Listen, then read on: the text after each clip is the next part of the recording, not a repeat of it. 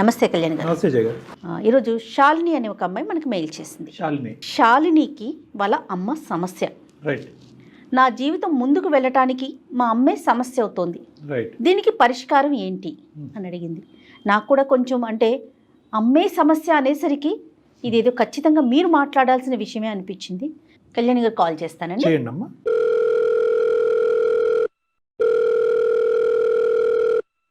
Hello, నమస్తే అండి. నేను జయానండి, సుమన్ టీవీ నుంచి మాట్లాడుతాను. శాలిని గారేనా మాట్లాడేది? మ్యామ్ నేనే మాట్లాడుతున్నాను. Right. Thank you so much ma'am, నేను మెయిల్ చేయగానే యాక్సెప్ట్ చేసినందుకు. నాతో పాటు డాక్టర్ కళ్యాణ్ చక్రవర్తి గారు ఉన్నారు. ఒక్కసారి మీ సమస్య ఏంటో మాట్లాడండి. Okay okay ma'am. Hello sir. నమస్తే అమ్మా శాలిని. చెప్పమ్మా. నా పేరు శాలిని సార్, బెంగళూరు నుంచి మాట్లాడుతున్నా. ఓకే. మా ప్రాపర్ ఏమో నిజామాబాద్ మ్యామ్. ఓకే. నా ప్రాబ్లం మమ్మీ బిహేవియర్ మీద. మీ అమ్మగారి యొక్క ప్రవర్తనతో మీకు ప్రాబ్లం ఉంది. ఓకే. ఇప్పుడు బెంగళూరులో ఏం చేస్తున్నారు మీరు? జాబ్ చేస్తున్నా మ్యామ్. ఓకే. మ్యారేజ్ అయ్యిందమ్మా నీకు? లేదు సార్, కాలేదు. మీరు ఎంతమంది? నేను ఒక్కదాన్నే, మమ్మీ నేను అంతే. నాన్నగారమ్మా? నాన్నగారు లేరు మ్యామ్. లేరంటే? చనిపోయారు. ఎప్పుడమ్మా? నాకు తెలియక ముందే చనిపోయారు. తెలియదు. నీ వయసు ఎంత? నాకు 25 years. అమ్మ అప్పటి నుంచి ఇప్పుడు 25 years వరకు ఇంకొక పెళ్లి ఏమీ లేకుండా నిన్నే పెంచుకుంటూ అమ్మ అలా కాపాడుకుంటూ వచ్చింది, అంతేగా? Yes sir. సంతోషం. మరి ఇప్పుడు సమస్య ఏంటమ్మా? అంత కష్టపడినటువంటి తల్లి నీకు సమస్య అవటం ఏంటి? అంటే నాకు ఊహ తెలియని వయసులో డాడీ చనిపోయారు సార్. మాకు ఒక తెలిసిన అంకుల్ వాళ్ళు ఉండే. అంకుల్ వాళ్ళ ఇంటికి డైలీ వెళ్తుండే మమ్మీ. అంకుల్ నాకు బట్టలు అవన్నీ కొనిస్తుండే. చుట్టుపక్క వాళ్ళందరూ మమ్మీ గురించి చెడుగా మాట్లాడినారు. ఇక నాకు ఎందుకు ప్లాన్ వదిలేసా. ఇక కొంచెం పెద్దగా అయినాక మమ్మీకి అడిగితే నువ్వు చిన్న పిల్లవి, చిన్న పిల్ల లెక్క ఉండు, నీకు అవసరం లేదన్నది. ఒక్క నిమిషం శాలిని, అంకుల్ ఎవరమ్మా? మీ చుట్టాలా, మీ దగ్గర బంధువులా, ఎవరు? మాకు తెలిసిన అంకుల్ ఆయన. అంటే మమ్మీ వాళ్ళ దగ్గర పనికి వెళ్తది సార్. ఒకే ఊరా అది అడిగేది? ఒకే ఊరు మ్యామ్. అంటే అక్కడ చేసే పని ఏంటమ్మా? అమ్మ చేసే పని ఏంటి? అమ్మ వృత్తి ఏంటి? ఇంట్లో పని చేస్తుంది. అంటే మీ బ్రతుకు తెరుగు గురించి అమ్మ ఇంట్లో పని చేస్తుంది. అవును సార్. మరి ఆ ఇంట్లో ఎవరైనా ఉన్నారా? అంటే అంకుల్ తో పాటు వేరే వాళ్ళు ఎవరైనా ఉంటారా? ఎవరు ఉండరు సార్. అంకుల్ వాళ్ళ వైఫ్ చనిపోయింది. అతని భార్య కూడా లేదు? మరి అంకుల్ కి పిల్లలు ఉన్నారు, యుఎస్ లలో ఉన్నారు. పెద్ద పిల్లలేనా? పెళ్లిళ్ళు అయిపోయిన వాళ్ళవి. నీకు 25 అంటున్నావు, అమ్మ వయసు ఎంతమ్మా? 49. 49. అంకుల్ వయసు? అంకుల్ వయసు 50. ఓకే. సో పిల్లలు 50-52 అట్లా ఉంటుందేమో. ఇక అక్కడ ఉండలేక, ఊర్లో ఉండలేక నేను హైదరాబాద్ వచ్చేసా సార్. మమ్మీకి చెప్పా నేను, ఇక్కడ హైదరాబాద్ వచ్చే మమ్మీ, మనం ఇక్కడనే రూమ్ చూసుకొని ఉందామన్నా. అయితే మమ్మీ రానన్నది. కాదమ్మా, నువ్వు హైదరాబాద్ ఎందుకు వచ్చావమ్మా? శాలిని, నేను స్టడీకి వచ్చాను సార్. ఏంటి అమ్మ గురించి లోకం ఏమనుకుంటుంది, ఊరువాడ ఏమనుకుంటున్నారు, నీ మనస్సాక్షి ఏమంటుంది? అంకుల్ కి మమ్మీకి ఏదో ఎఫర్ ఉందని అనుకుంటున్నారు సార్. మీ తల్లి అంటే చిన్నప్పటి నుంచి మీ తల్లి గురించి నీకంటే ప్రపంచంలో దేవుడికి కూడా బాగా తెలీదు. నువ్వు నమ్ముతున్నావా? మీ అమ్మ ఉద్దేశం కానీ, ఆలోచన కానీ, క్యారెక్టర్ కానీ అదని నువ్వు నమ్ముతున్నావా? ఎందుకంటే మమ్మీకి హైదరాబాద్ రమ్మంటే రానన్నారు సార్. హైదరాబాద్ రమ్మంటే రానంది కాబట్టి కారణం. అంటే ఊర్లో ఒకరిద్దరు అలా అనుకుంటున్నారమ్మా, చాలా మంది అనుకుంటున్నారా? ఊరందరూ చాలా మంది చాలా ఇదే అనుకుంటున్నారు. సరే, మరి ఎప్పుడైనా నువ్వు అమ్మ మరి అందరు ఇలా అనుకుంటున్నారు, నేను స్కూల్కి కాలేజీకి వెళ్ళడానికి నాకు పరువు తక్కువగా చిన్నగా అనిపిస్తుంది, మరి నువ్వు పని అక్కడ మానేసి వేరే పని చూసుకో అమ్మా అని నువ్వు చెప్పలేదా? చెప్పా సార్, కానీ మమ్మీ వినలేదు. అమ్మ వినలేదు. వాళ్ళ ఇంటికి నువ్వు ఎప్పుడైనా వెళ్ళావా? వెళ్తాము. నీతో ఎలా ఉంటారమ్మా? నాతో మంచిగానే మాట్లాడతారు, మంచి ఫీలింగ్ అనిపిస్తుంది. కాకపోతే ఇక ఊరు అనడం వల్ల మళ్ళీ చూస్తా కదా, దానివల్ల. తను చెప్పేది ఏంటంటే మమ్మీ చెడు కాదు, అంకులు చెడు కాదు, కానీ లోకం ఇలా మాట్లాడుకునేటప్పటికి అది వదిలేయమ్మా అని చెప్పి 1-10 సార్లు చెప్పేటప్పటికి అమ్మ పని వదిలేకపోవటం, పోనీ హైదరాబాద్ వెళ్ళిపోదాం అమ్మ అంటే కనుక హైదరాబాద్ రాకపోవటం వల్ల ఈ అమ్మాయి చూసింది లేదు, ఏమీ లేదు, విన్నది ఒకటే. ఇంకా అదే లోకం యొక్క మాటలు నిజమేమో, అందుకే అమ్మ అని అనుకుంటుంది. సరే, ఈ సమస్య తీసుకుని ఇప్పుడు మా దగ్గరికి ఎందుకు వచ్చావు శాలిని? అంటే ఎందుకు ఇప్పుడు ప్రత్యేకంగా మాకెందుకు ఈమెయిల్ పెట్టావు? అంటే మమ్మీ పని చేస్తుంది కరెక్టా రాంగ్ అని. అంటే నేను బెంగళూరులో జాబ్ చేస్తున్నాండి. ప్రతి మాల తీసుకొచ్చా ఊరు నుంచి. 1 week తర్వాత అంకుల్ కి హెల్త్ మంచిగా లేదని ఫోన్ వచ్చింది ఊరు నుంచి. మమ్మీ వెళ్తానంటే నేను వద్దనేసిన. ఆ, మమ్మీ నాతో గొడవ పడి ఆఫీస్ కి వెళ్ళంగానే వెళ్ళిపోయింది మమ్మీ నాకు చెప్పకుండా. బెంగళూరు ఇప్పుడు నువ్వు హైదరాబాద్ నుంచి బెంగళూరు వచ్చేసావమ్మా జాబ్ రీత్యా? వచ్చేసా. సో అమ్మని ఇక్కడ తెప్పించుకుంటే కనుక అంకుల్కి ఒంట్లో బాగాలేదని చెప్పి వద్దమ్మా అని చెప్పినా కూడా అమ్మ నీకు చెప్ప పెట్టకుండా ఊరెళ్ళిపోయింది. అమ్మ యొక్క క్యారెక్టర్ మీద లోకం ఒక ప్రశ్న వేసింది. అది కాస్త ఒక తల్లిగా నువ్వు చిన్నప్పటి నుంచి ఇంత కష్టపడి పెంచినటువంటి తల్లిని గౌరవించాలో తెలియదు, లేదంటే ఇలా లోకం ఇలా మాట్లాడుకుంటుంది కాబట్టి అమ్మ ఏంటి ఇలాంటిదా అనేటటువంటి విషయం వల్ల బాధపడాలని నీకు అర్థం కాలేదు అన్నది మాకు అర్థమైంది. కానీ ప్రత్యేకంగా ఇప్పుడు ఈమెయిల్ పంపిస్తాను కారణం రీజన్ ఏంటి? ఎందుకు మాకు దాకా వచ్చావు? నాకు సంబంధాలు వస్తున్నాయి సార్. Okay okay. అది అయితే ఊరికి వెళ్తేమో మళ్ళీ ప్రాబ్లం అవుతుంది. మమ్మీ గురించి అందరు తప్పుగా మాట్లాడుకుంటున్నారు కదా సార్. అదేలే. దాని వల్ల అనేసి మమ్మీ ఇక్కడ పిలుచుకొని వచ్చా సార్ నేను. ఇప్పుడు నీకు పెళ్లి సంబంధాలు వస్తున్నాయమ్మా? పెళ్లి సంబంధాలు వస్తున్నాయి. పెళ్లి సంబంధాల్లోకి వచ్చే వాళ్ళు ఇది ముందస్తునే నిన్ను అడుగుతున్నారా? ఇలా అంటే కదా మీ మమ్మీ అని ముందే అడుగుతున్నారా? అవును సార్. తన ఇంటెన్షన్ ఏంటంటే చుట్టుపక్కల అనుకుంటున్నారు, సరే నేను బెంగళూరు వచ్చాను, అమ్మని తీసుకొచ్చా, ఇక్కడ ఉండకుండా వెళ్ళిపోయింది. ఇప్పుడేమో పెళ్లి సంబంధాలు వస్తున్నాయి, వాళ్ళకి నేనేం చెప్పాలి? అంతేనమ్మా? అంతే మేడం. సో నీ వరకు అయితే కనుక నీ క్లారిటీ రావట్లేదు. మా ద్వారా అమ్మ గురించి ఒక క్లారిటీ తెచ్చుకునే ప్రయత్నం చేస్తున్నాం, అంతేనా శాలిని? ఓకే. ఎందుకంటే సెన్సిటివ్ ఇష్యూ కదమ్మా, చాలా సెన్సిటివ్ ఇష్యూ ఇది. లోకం అందరూ అనుకోవటం ఒక ఎత్తు మేడం, కన్న కూతురు అనుకోవటం, ఎందుకంటే గుండె పగిలిపోద్ది. ఒకటే మనకున్న ప్రశ్న ఏంటంటే ఆ మహాతల్లి ఇంత బతికి ఇంత కష్టపడి పిల్లని ఈ స్థాయి వరకు తీసుకొచ్చి వద్దమ్మా ఇంట్లో పని చేయొద్దు అని అన్న దానికి ఎందుకు ఆవిడ ఆల్టర్నేటివ్ చూసుకోవట్లేదు అనేది మనం ఆలోచించాలి. శాలిని అమ్మకి లైన్ కనెక్ట్ చేస్తావా? అంటే మమ్మీ నాతో అంత మాట్లాడొస్తుంది మ్యామ్. నెంబర్ ఇస్తా, మీరే మాట్లాడండి. సర్లే పోన్లే, మనం మాట్లాడదాం. ఒక ఆడపిల్ల ఓపెన్ గా అడగలేదు కదా మేడం. సరే మేము కనెక్ట్ చేస్తా, ఉండు తల్లి లైన్ లో ఉండు. సరేనమ్మా, నాకు పంపించు నెంబరు, నేను కాల్ చేస్తా. ఓకే. అయితే శాలిని నువ్వు హోల్డ్ లో ఉండు, కనెక్ట్ చేశాక. ఓకే. దయచేసి లైన్ లో వేచి ఉండండి, ఆప్కా కాల్ హోల్డ్ పర్ హై. హలో అమ్మా, నమస్తే అమ్మా, నా పేరు జయ, నేను సుమన్ టీవీ అందమైన జీవితం ప్రోగ్రామ్ నుంచి కాల్ చేస్తున్నాను. చెప్పండి మేడం. అమ్మా, శాలిని మీ పాప మెయిల్ చేసింది మాకు అందమైన జీవితం కార్యక్రమానికి. నాతో పాటు డాక్టర్ కళ్యాణ్ చక్రవర్తి గారు కూడా ఉంటారు, ఆయన సైకియాట్రిస్ట్ మేడం. అమ్మ, మీతో ఒక చిన్న విషయం మాట్లాడాలి. అంటే కాస్త ఇబ్బందికరమైన విషయమే, కానీ పాప సతమతం అవుతుంటే లేదు ఈ సమస్యకు ఒక పరిష్కారం తీసుకొద్దాము, ఉన్న అనుమానాలన్నీ కూడా పటాపంచలు చేద్దామని చెప్పేసి మేము మాట్లాడదాం అనుకుంటున్నాం. మీరు అనుమతిస్తే ముందుకెళ్తా. అమ్మ, మీ పేరమ్మా? సరస్వతి గారు. సరస్వతి గారు నమస్తే అమ్మ, నా పేరు డాక్టర్ కళ్యాణ్ చక్రవర్తి. నమస్తే. శాలిని గారితో మాట్లాడిన శాలిని మీ అమ్మాయితో మాట్లాడిన తర్వాత ఆ అమ్మాయి మీతో మాట్లాడటానికి సంకోచిస్తుంటే డైరెక్ట్గా మేము ఇలా కాల్ చేసి మిమ్మల్ని సర్ప్రైజ్ చేయవలసి వచ్చింది. ఒక 2 నిమిషాలు ఓపిక పట్టండి అమ్మా. ఇప్పుడు ఎందుకంటే మీ అమ్మాయి సంబంధించిన జీవితం, తల్లి కూతుర్ల బంధం, సమాజంలో ఉండే పరువు చాలా ఉన్నాయి ఇక్కడ అంశాలు.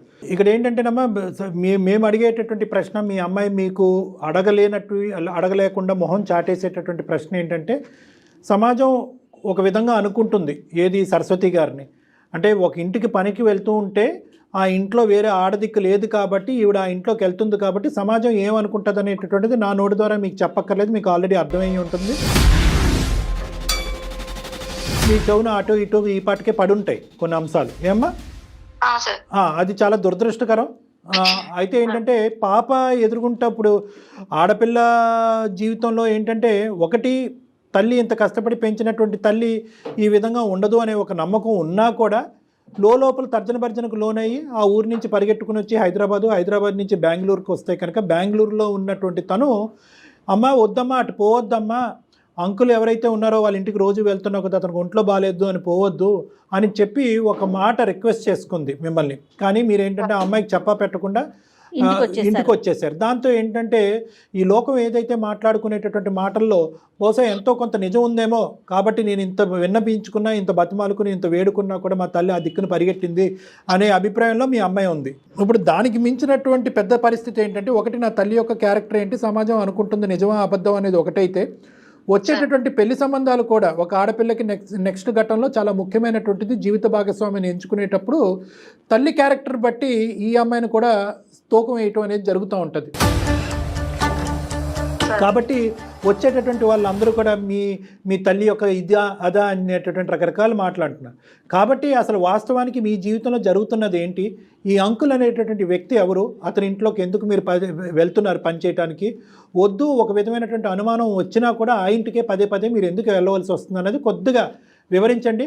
పాప కూడా లైన్లోనే ఉన్నారా మేడం? పాప ఉందండి. అమ్మాయి కూడా లైన్లో, శాలిని కూడా లైన్లో ఉంది. సరస్వతి గారు మీరు చెప్పచ్చు. సార్ కానీ నాకు తెలిసి నేనైతే ఏ తప్పు చేయలేదు సార్. మేము అనట్లేదమ్మా. మా ఆయన వచ్చేసి మా పాప చిన్న వయసులోనే చనిపోయారు సార్. ఓకే. పాపకు ఎలాంటి కష్టం లేకుండా, ఎలాంటి బాధలు ఏం లేకుండా నేను పెంచాను సార్. స్టడీ చేయించి జాబ్ వరకు తీసుకెళ్ళాను సార్. ఓకే. పాపకు చిన్నప్పుడు చాలా మంది అన్నారు సార్, మీ మమ్మీ ఎలా చేసేది. పాప నన్ను అడిగింది సార్. పాప చిన్నది కదా, చెప్పడం బాగోదు అనేసి నేనేం చెప్పలేదు సార్. ఊరు వాళ్ళు చాలా మంది అన్నారు, కానీ నేను వెళ్ళలేదు సార్. చనిపోయిన తర్వాత మా పాప చిన్నగా ఉండే, అప్పుడు ఎవరు నన్ను సహకరించలేదు సార్, ఎవరు దగ్గర చేయలేదు సార్. నా పాప భవిష్యత్తు ముఖ్యం అనేసి నేను ఏదన్నా గానీ ఒక ఇంట్లో పని చేస్తున్నాను సార్. అంటే ఏం పని? వంట పని, ఇంటి పని అన్నినా? ఆల్ చేస్తాను సార్, అన్ని పనులు చేస్తాను సార్. కానీ ఒకటమ్మా, ఇప్పుడు ఆ ఒక్క ఇల్లే లేదు కదా మీ మొత్తం ఊర్లో. ఇప్పుడు సార్ ఆ టైంలో నన్ను ఎవరు దగ్గర చేయలేదు సార్. నన్ను ఈ పెద్ద చాలా వేరు చేశారు సార్. అందువల్ల సార్ దగ్గర మరి మీకు ఖర్చులకు సరిపడా కాదమ్మా, మీ ఖర్చులకు సరిపడా పూర్తిగా ఆ సారే చూసుకుంటున్నారా? ఆ ఒక్క ఇంట్లోనే మీరు పని చేయబట్టి? అవును మేడం, పూర్తిగా ఆయనే చూసుకుంటున్నారు. అవును మేడం. మరి ఆయన ఫ్యామిలీ ఏంటి అంటే మేడం, సార్కి మేడం లేదు మేడం, ఏదో ఫీవర్ అనారోగ్యం వల్ల చనిపోయారు మేడం. ఓకే. పిల్లలు? సార్ వాళ్ళ పిల్లలు యుఎస్ లో సెటిల్ అయ్యారు మేడం. ఓకే. సార్ ఒక్కరే ఉంటారు? అమ్మ సార్ ఒక్కలే ఉంటారు. ఆ ఇంట్లో వంట పని, ఇంటి పనికి వెళ్తున్నారు. కేవలం 10,000 15,000 జీతం గురించే వెళ్తున్నారని నేను అనుకోవట్లేదు. ఎందుకంటే కనుక అతను ఇతరత్ర పాప చదువులకు కానీ, ఫీజులకు కానీ, లేదంటే ఇంటి రెంట్లు కానీ ఇవి కూడా అతను సహకరిస్తున్నాడు. అంత ఇదిగా మీకు ఆ ఊర్లో అంతా కూడా చేయనంత సహకారం అతను చేయవలసినటువంటి అవసరం ఏముంది అనేది మా ప్రశ్న కాదు, లోకం యొక్క ప్రశ్న. నెంబర్ 1. నెంబర్ 2 ఏంటంటే మీ పాపకు నచ్చినప్పుడు అక్కడికి ఎందుకు వెళ్తున్నారు? లోకానికి నచ్చినా నచ్చకపోయినా అది మీకు డోంట్ కేర్. ఎందుకంటే మీ భర్త చనిపోయినప్పుడు ఎవరు ముందుకు రానప్పుడు కానీ పాప మన ఇంటి మీద ఒక మచ్చ పడుతుంది, నా తల్లి మీద ఈ మచ్చ పట్టడం నాకు నచ్చడం వద్దమ్మా అని అన్నప్పుడు మీరు అక్కడికి ఎందుకు వెళ్తున్నారు? అది నెంబర్ 2. నెంబర్ 3 మోస్ట్ ఇంపార్టెంట్ ఏంటంటే అతని పిల్లలు ఏమంటున్నారు అంటే ఒక పరాయి స్త్రీ ఇక్కడికి వచ్చి, ఎందుకంటే ఈ అమ్మాయి చెవులో ఎలాగైతే వినిపించిందో వాళ్ళు కూడా ఈ నోట ఆ నోట వాళ్ళకి కూడా వినిపించుంటుంది. ఎందుకు మీరిద్దరూ ఇంత రిస్క్ తీసుకుని మీరు ఆ ఇంట్లోనే ఎందుకు పని చేయాలి? అతను అంత రిస్క్ తీసుకుని మీ చేతే ఎందుకు పని చేయించుకోవాలి? అంటే సార్ చాలా మంచివారు సార్. మాకు ఒకనొకప్పుడు ఎవరు దగ్గర చేయకపోతే ఆ సారే దగ్గర చేశారు సార్ మాకు. అలాగనేసి ఇప్పుడు సార్ కొంచెం డీల్ అయిపోయాక సార్ని వదిలేయడం అంత కరెక్ట్ కాదు కదా. వదిలేయటం కంటే ఇప్పుడు నీ కన్నపేగు ఓకే, నీ కూతురు యొక్క భవిష్యత్తు కూడా ఇక్కడ ఆధారపడి ఉంది. అది మీరు గ్రహించట్లేదు. సార్ అనేటటువంటి వ్యక్తి మీరు కష్టకాలంలో వచ్చి మీకు సహాయం చేస్తున్నటువంటి, మిమ్మల్ని పనిలో పెట్టుకున్న ఒక యజమాని మాత్రమే. నీ కూతురు యొక్క భవిష్యత్తు ఇక్కడ ఆగమ్యగోచరంగా ఉంది. వచ్చేటటువంటి సంబంధాలు, వచ్చేటటువంటి అబ్బాయిలందరికీ కూడా ఇది నానా విధాలుగా తెలుస్తున్నాయి. మేమేమి మీరేదో తప్పు చేశారనేటటువంటి విధంగా మాట్లాడట్లేదు. కానీ ఇక్కడ ఇంత రిస్క్ తీసుకుని ఆ వ్యక్తిని కాపాడేంత ప్రయత్నం మీరు ఎందుకు చేస్తున్నారు? అతనికి సహాయపడాలి, కానీ దానికి మించి మీ కూతురు యొక్క భవిష్యత్తు గురించి మీరు ఆలోచించాలి. సార్ కూతురు భవిష్యత్తు గురించి ఆలోచించే వచ్చాను సార్. అప్పుడు సార్ బాగానే ఉన్నారు. అప్పుడు నేను సార్ దగ్గర వర్క్ చేశాను కాబట్టి సార్ బాగానే ఉన్నారు. ఇప్పుడు నేను వచ్చేసాను సార్, పాప దగ్గరకు వచ్చేసాను బెంగళూరుకి.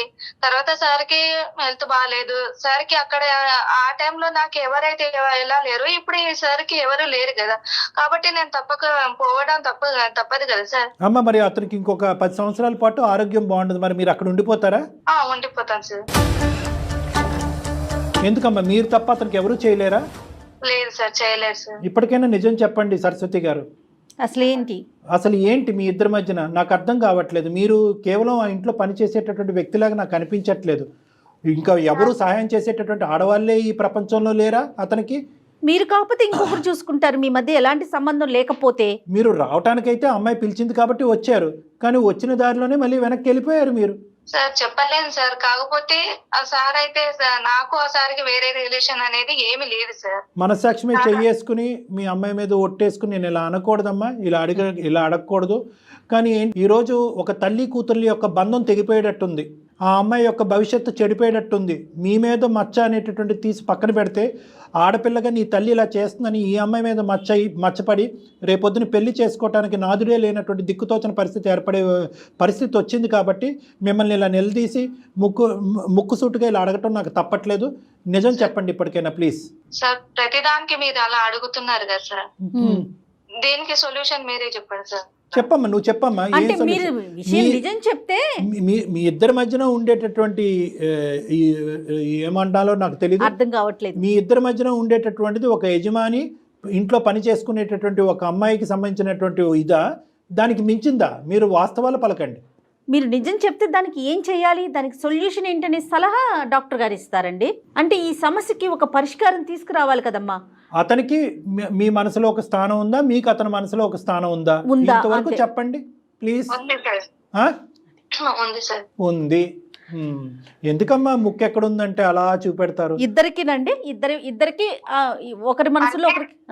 సార్ నేను చెప్తే సమాజం యాక్సెప్ట్ చేయదు కదా సార్. మరి అమ్మా ఎలా చెప్పినా అమ్మా ఇప్పుడు యాక్సెప్ట్ చేస్తోందా? ఇప్పుడు ఏం యాక్సెప్ట్ చేస్తుంది? ఇప్పుడు సమాజం అసహ్యంగా, దురదృష్టకరంగా, చండాలంగా మాట్లాడుకుంటున్నారు. అక్కడ అతను భార్యను వదిలేసి పారిపోయి వచ్చి మీతో ఉండలేదు, మీరేమొచ్చి మీ భర్తను వదిలేసి పారిపోయి అతనితో ఉండలేదు. మీ ఇద్దరు భర్తలను పోగొట్టుకున్నారు, ఏకాగ్గా బతుకుతున్నారు, పిల్లల్ని పెంచుకుంటూ, అతని పిల్లల్ని పెంచుకుంటూ అమెరికా పంపించుకున్నాడు, నీ కూతుర్ని పెంచుకుంటూ నువ్వు బెంగళూరు ఉద్యోగం చేసావు. ఇంత గౌరవప్రదంగా బతికినటువంటి మీ ఇద్దరికి ఎందుకు ఈ చెడ్డ పేరు? ఎందుకు? మీరు ధైర్యంగా ముందుకు వచ్చి మీరిద్దరు పెళ్లి చేసుకోండి, తప్పే ఉంది అందులో. అమ్మా ఇప్పుడు దీన్ని యాక్సెప్ట్ చేస్తుందా? అంటే ఇప్పుడు మీరు ఎలా ఉన్నారంటే, కాదు కళ్యాణ్ గారు, వెనక ఏదన్నా మాట్లాడుకోండి, నాకు అనవసరం, ఎదురుగుండా ఏది మాట్లాడొద్దని కోరుకుంటున్నట్లున్నారు. అది ఎట్లా కుదురుతుందమ్మా? అది మీ వరకు పోనీ మీరు యాక్సెప్ట్ చేస్తారు, పాప యాక్సెప్ట్ చేయలేకపోతుంది కదా. ఈ ముద్ర పాప మీద పడుతుంది కదా. పాప మీద మచ్చపడుతుంది, అదొకటమ్మా. రెండోది ఏంటంటే మీ మనసులో చాలా కసి కోపాన్ని సమాజం మీద పెంచుకున్నారు. ఎవరైతే కనుక నా భర్త చనిపోయినప్పుడు ఎవరు నా సహకరించలేదో వాళ్ళు ఎలా అరుచుకున్నా, ఎలా తిట్టుకున్నా, ఎలా వెనకత్త నుంచి గుంతలు తవ్వినా కూడా నేను కళ్ళు మూసుకుని ముందుకు వెళ్ళిపోతాను అని చెప్పి ఆ ముందుకు వెళ్ళేటటువంటి క్రమంలో మీ పద్ధతిని మార్చుకోలేకపోయారు, పిల్లమే పడేటటువంటి భారాన్ని కూడా ఆలోచించలేకపోయారు. అది ఇది ఒక మేమనేది ఏంటంటే కనుకమ్మా, ఈ లోకం నోరు మూయించాలి అంటే కనుక ఈ బంధాన్ని ఒక పవిత్ర బంధం కింద మార్చండి, కానీ దాన్ని లీగలైజ్ చేసుకోండి, పెళ్లి చేసుకోండి, మేమిద్దరం భార్యాభర్తలను అనుకోండి. ఓకే, పాప అమ్మా అది సెకండరీ. మీరు చిన్నప్పటి నుంచే, ఇప్పుడు కాదు మొదటి నుంచే పాప మైండ్ ప్రిపేర్ చేసి, ఎందుకంటే పాపకు కూడా అతనంటే ఎటువంటి అగౌరవంగా ఉండే ఆలోచన ఏమీ లేదు. చిన్నప్పటి నుంచి అతను చాలా ఫాదర్లీ రోల్ ప్లే చేస్తున్నారు, కావాల్సినటువంటి అవసరాలు అన్నీ చూసుకుంటున్నారు. అతని మీద ఈ ఫోన్ కాల్కి ముందు కూడా ఆ అమ్మాయి ఎటువంటి చెడు అభిప్రాయం అమ్మాయి చెప్పలేదు. ఎందుకు యాక్సెప్ట్ చేయదు? ఆ అమ్మాయికి ఆ విధంగా మెంటల్గా ప్రిపేర్ చేస్తే యాక్సెప్ట్ చేస్తుంది.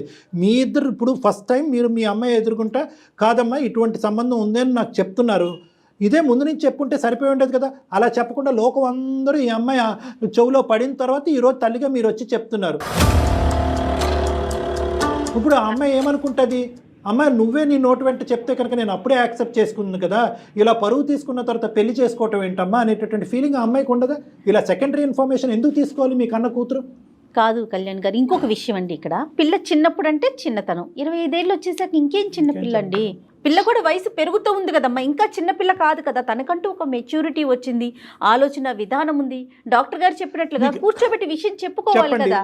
మీకు ఇంకో ఆలోచన ఉండొచ్చు, ఈ పద్ధతిలో పెళ్లిళ్ళు చేసుకుంటే కనుక పిల్లలకి పెళ్లిళ్ళు అవుతాయి అని చెప్పి.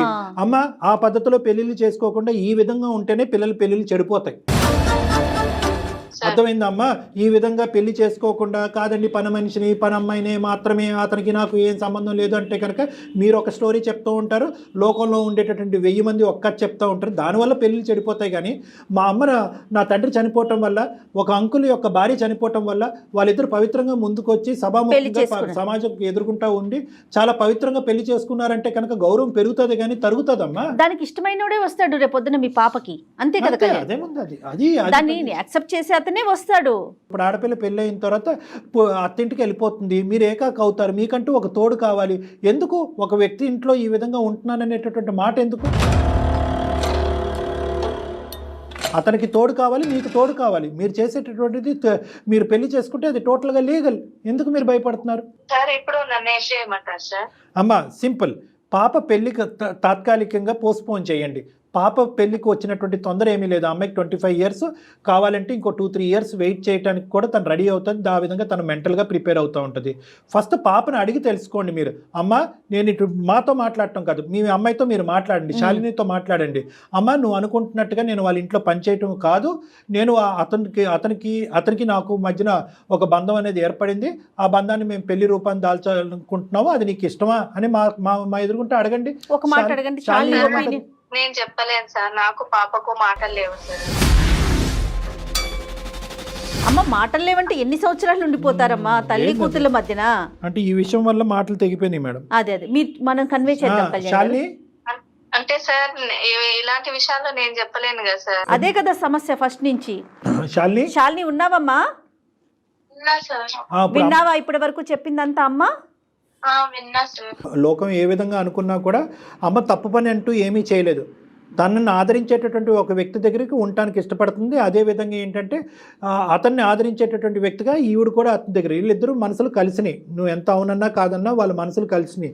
లోకం అనుకుని రకరకాల విధాలుగా అనుకోవచ్చు. ఆ లోకం అనుకునే దాన్ని బట్టి మీ అమ్మకి ఇచ్చేటటువంటి మర్యాద కానీ మీ అమ్మతో నీకు ఉండేటటువంటి బంధాన్ని మాత్రం నువ్వు వీకెండ్ చేసుకోవద్దు అనేది నా రిక్వెస్ట్. నెంబర్ 1. నెంబర్ 2 ఏంటంటే, అమ్మకుండే ప్రధానమైనటువంటి భయం ఏంటంటే కనుక, నేను పెళ్లి చేసుకుంటాను అంటే కనుక లోకం ఎలా అనుకున్నా నాకు అనవసరం, కానీ శాలిని ఎలా తీసుకుంటుంది అనే భయంతో ఇప్పటి వరకు ఇది గుట్టు రట్టవకుండా గోప్యంగా ఉంచింది అమ్మ. అవును.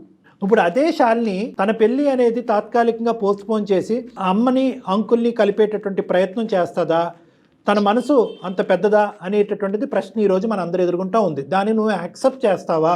శాలిని చెప్పమ్మా, నీ ఒపీనియన్ ఏంటి? డాక్టర్ గారు చెప్పారు, నీ ఒపీనియన్ ఏంటమ్మా?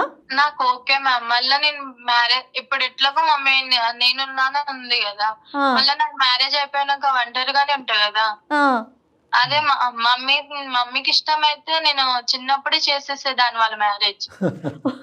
చాలా సంతోషం అమ్మా. చూసావు, చాలా సింపుల్ కమ్యూనికేషన్ గ్యాప్ ఇది. చాలా సింపుల్ కమ్యూనికేషన్. ఇబ్బంది పడ్డారు కళ్యాణ్ గారు. ఆవిడ తన మనసులో ఇది ఏ తల్లి మాత్రం వచ్చి చెప్తుంది మేడం. అంతే కదా, కూర్చొని ఇలాగా మాట్లాడటం ఈజీ. ఏ తల్లి మనం అంత ఫార్వర్డ్ కి వెళ్ళలేదు. ఏ తల్లి మాత్రం వచ్చి అమ్మ నేను పనిచేసే అంకుల్ని నేను పెళ్లి చేసుకోబోతున్నానని ఏ తల్లి చెప్తుంది? భయపడిందా, నువ్వేమన్నా అనుకుంటావు అనేది ఆలోచించిందో మనకు తెలియదు కానమ్మా. ఎప్పటికైనా అమ్మ ఒక వాస్తవాన్ని ఇప్పటికైనా చెప్పింది, గుండె ధైర్యాన్ని చేసుకుని చెప్పింది. అదేవిధంగా నువ్వు అదే పెద్ద మనసు, చిన్న వయసు అన్నా కూడా నీ మనసు పెద్దది కాబట్టి అంకుల్ మీద కూడా నీకు ఎటువంటి దురాభిప్రాయం లేదు కాబట్టి, ప్లస్ నువ్వు పెళ్లి చేసుకుని మంచి వాళ్ళు కాబట్టి, నెంబర్ 2 నువ్వు పెళ్లి చేసుకుని వెళ్ళిపోయిన తర్వాత అమ్మ ఒంటరిదవుద్దనే ఆలోచన నీకు మొదటి నుంచి ఉంది కాబట్టి ఒక క్షణం కూడా ఆలోచించకుండా ముందుకు వచ్చి అమ్మ ముందే చెప్పుంటే ముందే పెళ్లి చేసి ఉండేదాన్ని దగ్గర ఉన్నాను అంటున్నావు. నీకు చిన్నపిల్లవైనా నీకు చాలా నమస్కరించాలమ్మ చేతులు ఎత్తి. ఎందుకంటే అందరికీ ఉండదు ఈ ఆలోచన. అవునండి, అవును. అలా ఎలా అవుతుంది అంకుల్, నా పెళ్లి గురించి ఆలోచిస్తుంటే కనుక మీరు అమ్మ పెళ్లి గురించి మాట్లాడుతున్నారు ఏంటి అని అనొచ్చు. సమాజం నవ్వుతారేమో అండి అని అనొచ్చు. అలా అనుకోకుండా అమ్మ భవిష్యత్తు దృష్ట్యా ఆ అమ్మాయి తన పెళ్లిని పోసిపెంచి ముందుకు రావడం అనేది చాలా హర్షణీయం. నాకు శాలిని ఫస్ట్ మాట్లాడినప్పుడు కళ్యాణ్ గారు కొంచెం మెచ్యూర్డ్గా లేదేమో, చిన్నపిల్ల కదా అనిపించింది, కానీ ఈ డెసిషన్ తను తీసుకున్నాక చాలా మెచ్యూర్డ్గా అయిపోయింది. రైట్. ఎనీహౌ కథ అయితే సుఖాంతమైంది. ఒక మంచి ముహూర్తం చూసుకొని ఒకసారి అంకుల్తో కూడా మాట్లాడి ఏమ్మా ముందుకు వెళ్ళండి. అమ్మ సరస్వతి గారు, ఇప్పుడు మాకంటే ముఖ్యం ఎవరైతే మీ కుటుంబ సభ్యులు ఉన్నారో సరస్వతి గారు, మీ తల్లిదండ్రులు అవనియండి, లేదంటే మీ బంధువులు అవనియండి, వాళ్ళందరినీ కూడా ఒకే తటిమేకి తీసుకురండి. వాళ్ళందరికీ ఎక్స్ప్లెయిన్ చేసేటటువంటి ప్రయత్నం చేయండి. ఒకప్పుడు అందులో ఎవరైనా కీలకమైనటువంటి వ్యక్తులు ఎవరైనా దీన్ని అంగీకరించకపోతే నా చేత వాళ్ళతో ఒకసారి మాట్లాడిపించండి. వాళ్ళందరినీ అంగీకరించేటటువంటి పూచి నేను తీసుకుంటాను. ఎందుకంటే ఇది చాలా, ఎవరు ఏమనుకున్నా సరే ఇది చాలా మంచి కార్యక్రమం. ఎందుకంటే కనుక మీరు ఒక తప్పుడుగా అనుకుంచేటటువంటి లోకం యొక్క లోకం యొక్క నోరులు మూయించేటటువంటి ప్రయత్నం, మీ కూతురికి ఒక కొత్త భవిష్యత్తు ఇచ్చేటటువంటి ఒక దారి. సో దీంట్లో ఎంత వందల వేల మంది వచ్చినా కూడా నేను కన్విన్స్ చేయడానికి నేను రెడీగానే ఉన్నాను. వాళ్ళందరినీ కూడా సమీకరించండి, వాళ్ళందరికీ నచ్చజెప్పి. Very good, super. వాళ్ళు అన్నకున్న ఒకటే కదా సార్. అంతే కదా, ఇంకా ముందుకు వెళ్ళండి హ్యాపీగా. ఓకేనమ్మా సరస్వతి, శాలిని. నమస్తే. చాలా సింపుల్ గా సొల్యూషన్. ఎంత చక్కటి విషయం చెప్పారో కళ్యాణ్ గారు. నాకు పర్సనల్ గా కూడా, అంటే ఎందుకంటే ఒక స్త్రీ జీవితం ముందుకెళ్తోంది చూడండి. అంటే ఈ వయసులో పెళ్ళా అనుకునే వారికి పెళ్ళి అంటే ఒక్క కాజే చూడకూడదు కదా, జీవితాంతం ఒక మనిషికి ఇంకొక మనిషి తోడు కదండి, అది చాలా అవసరం. మీరు చెప్పిన వెంటనే నాకు పర్సనల్గా చాలా మనసులో భలే సంతోషం అనిపించిందండి. Thank you so much Kalyan గారు. థ్యాంక్ యూ నమస్తే. జగన్. నమస్తే.